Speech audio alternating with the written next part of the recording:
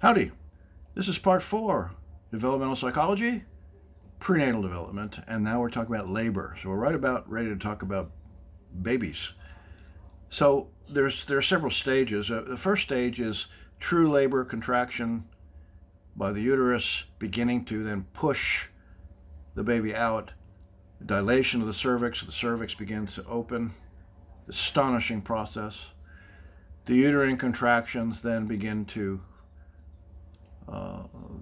cause the cervix to fully dilate. The amniotic sac ruptures, which is called the water breaking, and it usually lasts that process between 6 and 24 hours, rarely longer. But it also depends on how many previous deliveries there have been. Yeah. Okay. A full-term baby has the head down.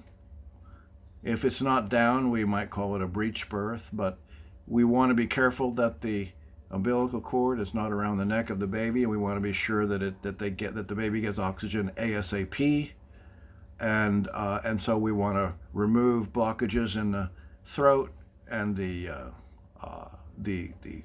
mouth and the nose, and make sure that the baby gets out of there quickly. If it's a breech, we may have to rotate the baby a little bit, because we don't want anoxia to occur, which is lack of adequate oxygen. Okay. In the last stage, the placenta remains behind, but as the baby comes out, the placenta is torn away from the uterine wall by the umbilical cord, which is still attached to the baby. If it doesn't, we have to go in and take that out, because that can cause an infection. Okay? All right.